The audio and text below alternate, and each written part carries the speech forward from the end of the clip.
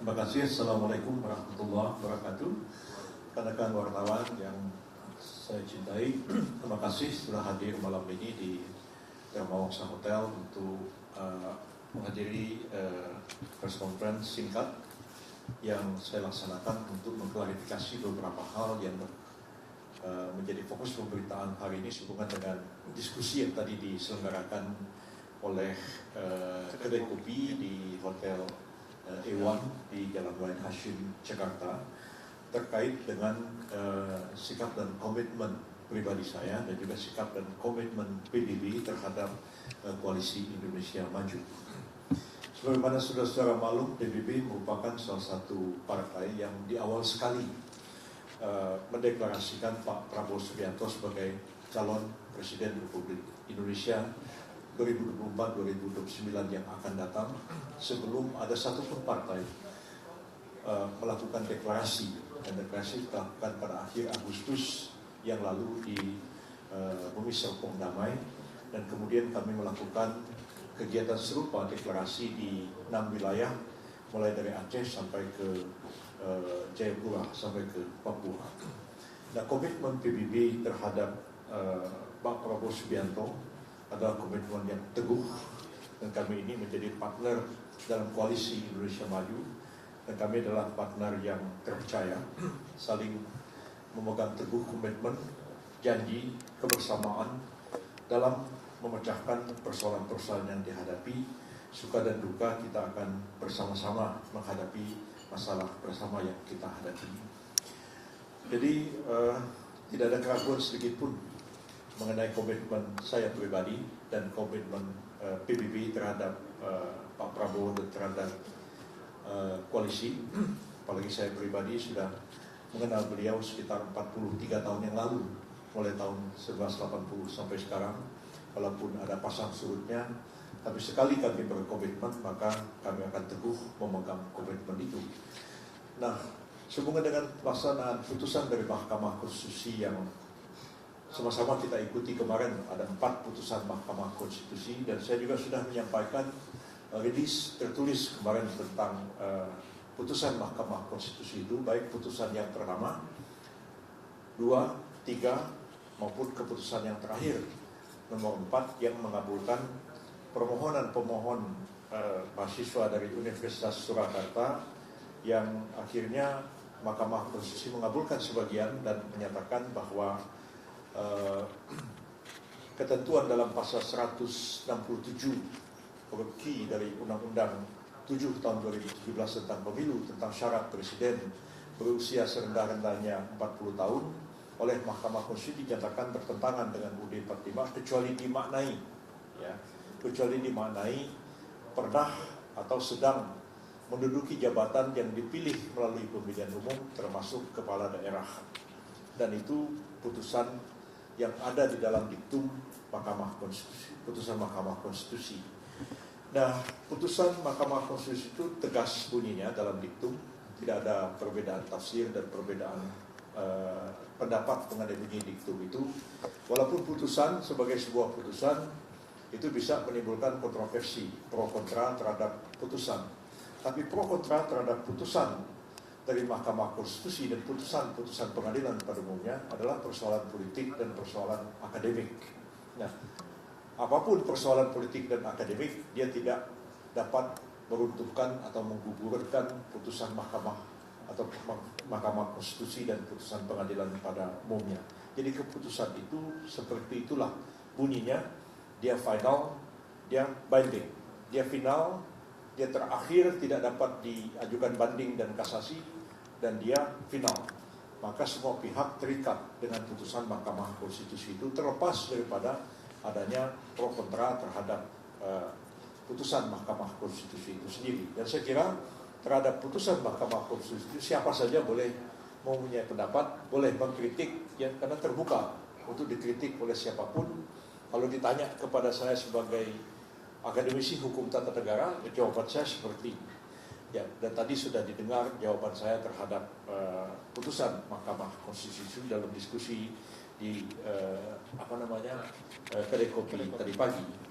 Tapi kaitannya dengan komitmen kita dalam koalisi saya tegaskan bahwa saya pribadi maupun PBB tetap dalam komitmen yang teguh berjuang bersama-sama dengan Pak Prabowo Subianto, dan apapun putusan yang nanti diambil oleh koalisi itu akan dipatuhi dan akan ditaati serta dilaksanakan oleh PBB, termasuk oleh saya sendiri sebagai bagian dari koalisi. Jadi kita itu belajar demokrasi ya. Dalam demokrasi itu bisa ada perbedaan pendapat ya. Kalau ada voting, orang lakukan voting. Kalau ada musyawarah, lakukan musyawarah. Dan insya Allah Koalisi Indonesia Maju itu akan melakukan keputusan, mengambil keputusan secara musyawarah. Kalaupun ada perbedaan-perbedaan pendapat, misalnya dengan voting, maka orang yang kalah akan terikat dengan keputusan mayoritas dari orang yang menang. Jadi seperti itulah kami kemukakan pendapat, pandangan-pandangan. Tapi apapun keputusan itu akan kita patuhi dan kita jalankan bersama.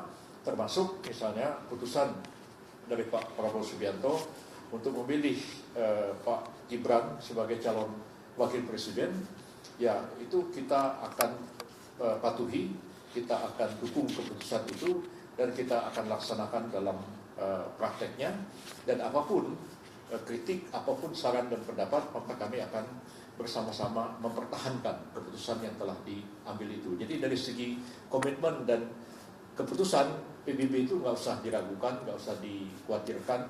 Kita komit dengan koalisi, dan apapun keputusan koalisi yang diambil oleh Pak Prabowo terkait dengan wakil presiden dan keputusan-keputusan lain, itu akan kita patuhi dan kita akan laksanakan bersama apapun risiko yang kita hadapi. Bahkan oleh karena keputusan ini mungkin nanti ketika akan dilaksanakan itu akan menghadapi sejumlah persoalan-persoalan hukum. Misalnya, apakah keputusan ini harus mengubah undang-undang? Apakah presiden perlu mengeluarkan perpu? Apakah ketua KPU Pak Hashim harus mengeluarkan keputusan KPU? Dan keputusan KPU itu bagaimana harus dikonsultasikan dengan DPR? Tentu ada sejumlah persoalan-persoalan hukum yang saya diminta atau tidak diminta oleh presiden, diminta oleh KPU, maupun diminta oleh Koalisi Indonesia Maju. Saya dengan senang hati akan memberikan jalan keluar untuk mengatasi persoalan hukum yang timbul itu. Dan saya kira itu sudah menjadi tugas saya, dan sejak zaman Pak Harto saya melakukan itu ketika kita menghadapi kebuntuan, menghadapi masalah yang sangat krusial dan sangat sulit. Kemudian coba Saudara Yusuf cari jalan keluarnya, itu saya akan putar otak dan mencari jalan keluar yang terbaik mengatasi persoalan-persoalan hukum yang krusial itu, sehingga nantinya keputusan yang diambil oleh pemerintah dalam melaksanakan putusan Mahkamah Konstitusi, keputusan yang diambil oleh Koalisi Indonesia Maju, dan keputusan yang diambil oleh Pak Prabowo Subianto adalah keputusan yang benar, sah, legal, dan konstitusional dilihat dari hukum dan peraturan perundang-undangan yang berlaku di negara kita. Dan saya tetap mempunyai komitmen yang teguh untuk mengatasi persoalan-persoalan hukum yang kemungkinan akan timbul nanti. Saya kira itu penegasan saya, dan saya ucapkan banyak terima kasih atas kehadiran rekan-rekan wartawan. Mudah-mudahan dengan statement ini akan mengklirkan, jangan sampai timbul salah paham, ini Pak Yusuf gimana sih, nggak jelas segala macam. Komitmen saya dalam koalisi jelas, tegas, dan tidak perlu dilakukan oleh siapapun juga. Terima kasih. Silakan kalau ada yang mau bertanya. Silakan Pak Rekan Mulia, jika ada yang bertanya.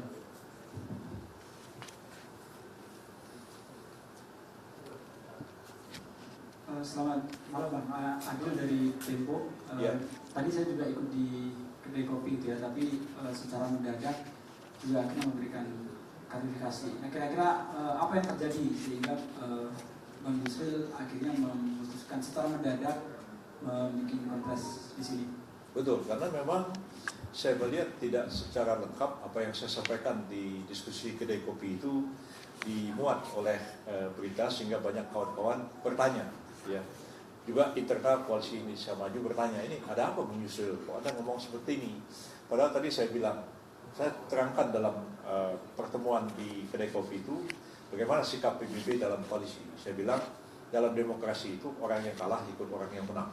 Jadi kalaupun mungkin ketika bermusyawarah itu kita punya pendapat yang agak berbeda, tapi kalaulah dimusyawarahkan dan kemudian diputuskan, bahkan dengan voting, apa yang menjadi keputusan, itu kita komit dengan keputusan itu. Itu yang sebenarnya penegasan saya, PBB tetap komit dengan koalisi dan tidak akan ada perbedaan pendapat apabila kita telah mengambil sebuah keputusan. Sampai hari ini kan kita belum mengambil keputusan dan masih akan rapat.